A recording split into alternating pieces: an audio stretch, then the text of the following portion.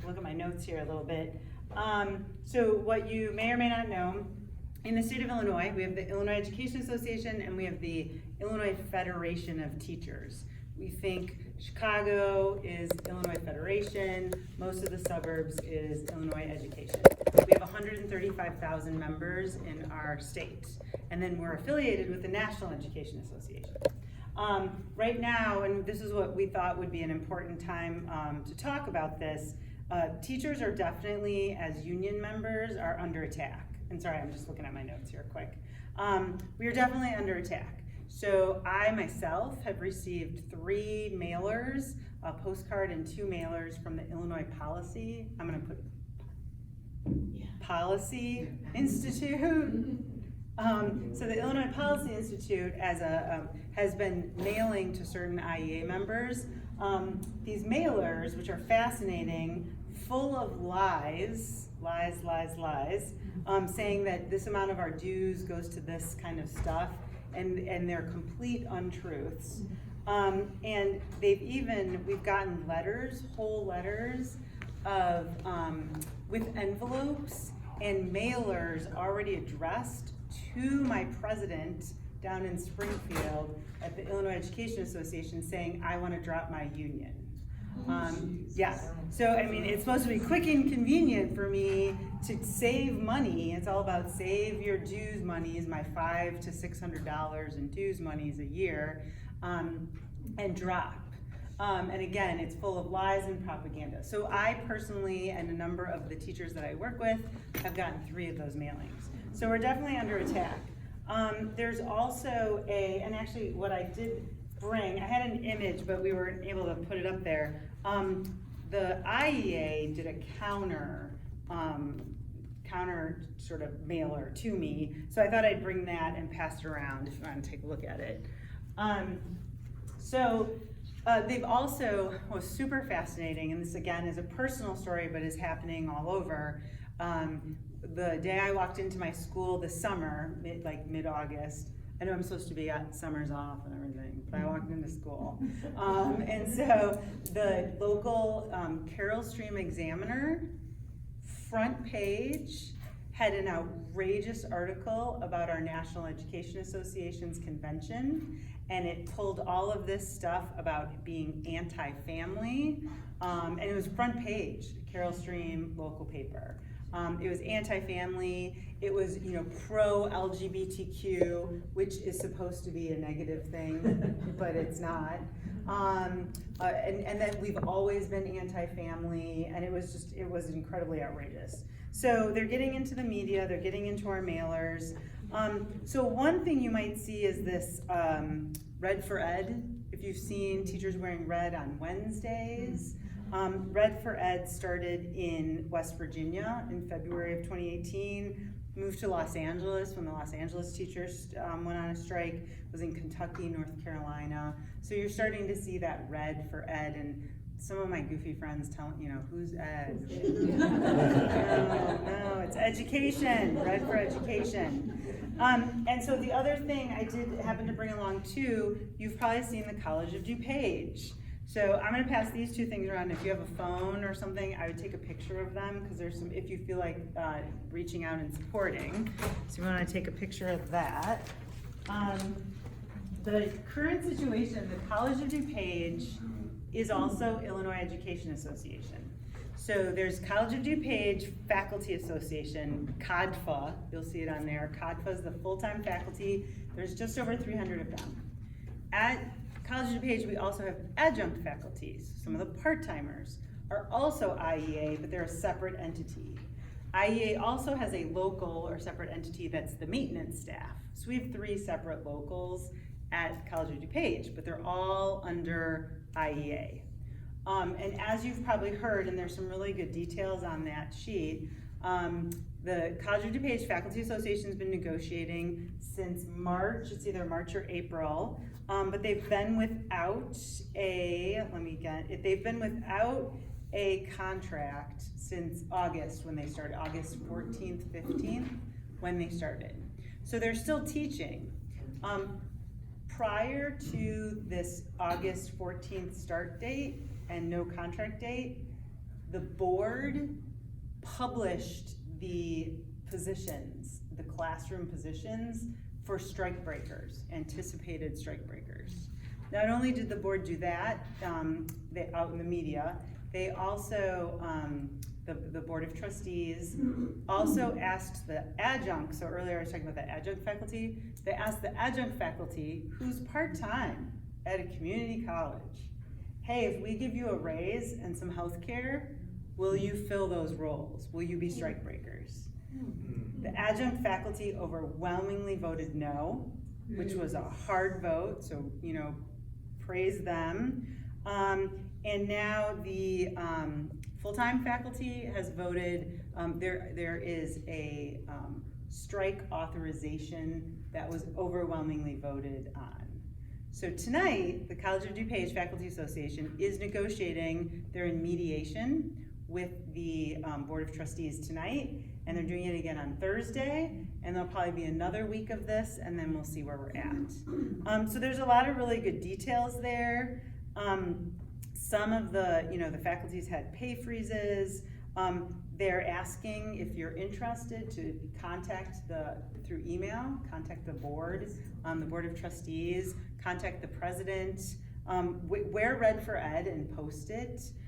If you're Facebook people, COD Faculty Association has a Facebook page. So there's a lot of really good stuff. And one of the things you can do if you just want to make a quick statement, because you're not quite 100% sure of what this, you know, this labor, it's technically a labor dispute, really just requesting that the board negotiates in good faith. That's what we need, because the community college is essential. So that's going on, and you know, if you have questions, I can answer them in when I'm finished here. You know, we've all heard a couple of other points. We've all heard of Betsy DeVos and her poor Secretary of Education record. There are less and less protections. She's dismantling so many, anything from financial to social protections for students. It's really atrocious what she's doing. In the state of Illinois, there was a minimum salary passed. So the state of Illinois is currently, the minimum salary for teachers is $40,000 a year. This comes in graduated, and there are programs in place to help some of the downstate school districts that might have a hard time with that. One of the reasons they're doing the $40,000 minimum salary, there is, and I really liked this quote that I pretty much got off the internet. It's not that there's a teacher shortage in Illinois, there's a teacher exodus. If teachers can retire, they're retiring as fast as they can. And the schools, our state schools, are falling short on student teachers. So people aren't going into it. It's not an attractive job anymore. Now there's, you know, there's the pension issue in the state of Illinois, super complicated.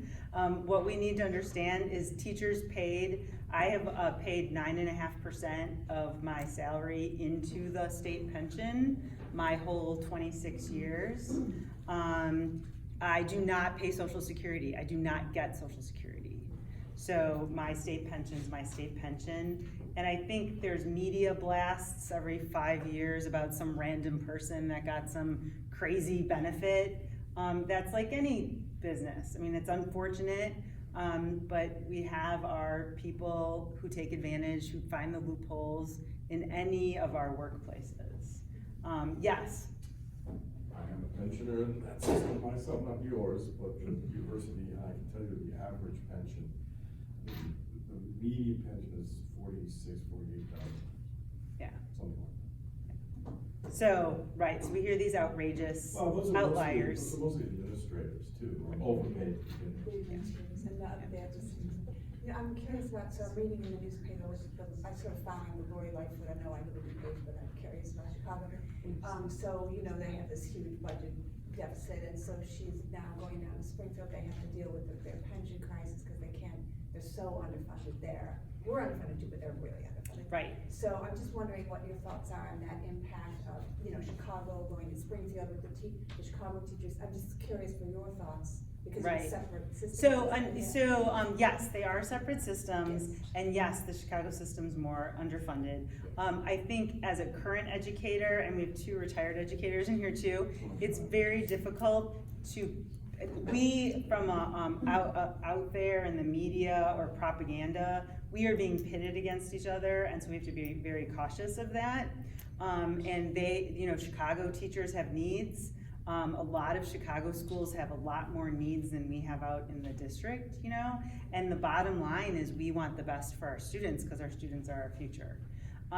So it's hard to say, they shouldn't get this or they shouldn't get that. So I think in general, our But teachers specifically about union. the underfunded pensions, like, are they trying to take from your system?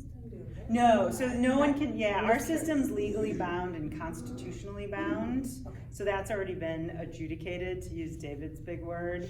That's already been adjudicated. So our pension's protected currently. And so the Chicago pension needs a lift. So they're gonna have to find money from somewhere else, some other piggy bank.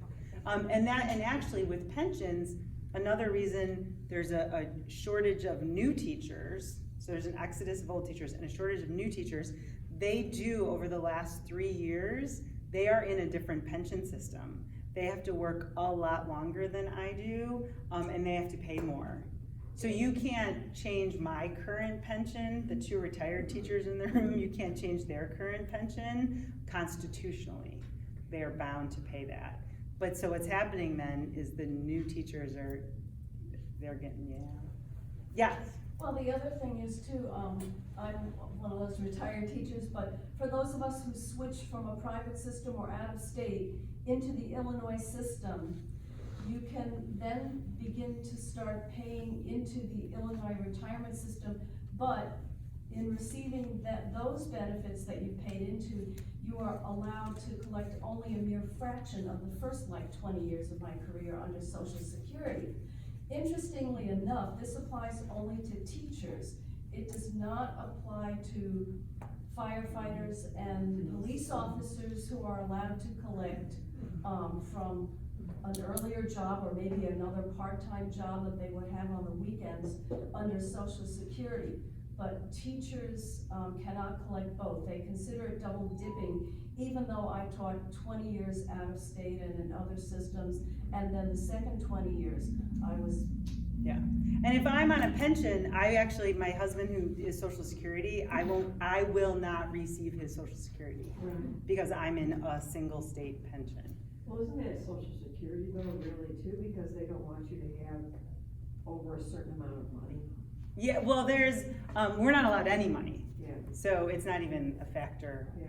There's not even a possible factor. We've talked to Congressman Sean Casten about that before to repeal that. And if you worked somewhere and can you still collect Social Security for something? No, so I do summer jobs, and I don't get Social Security Actually, at this current time. under CSRS, I will get some Social Security from having worked out of state, but it's decreased by a certain percentage, so you don't get the amount of Social Security that you would normally be entitled to from having worked in jobs, quarters, out of state. But you get something, but it'll amount to a couple $100 a month. And since I've been in the teacher's retirement system, TRS, my whole career, I will not, that's it, that's all I get. No. Yeah. Did you pay into Social Security? No, so I don't. So if I take a part-time job, I do pay into Social Security, yep, You don't get to collect. but I don't get to collect. Oh, lovely. Yeah.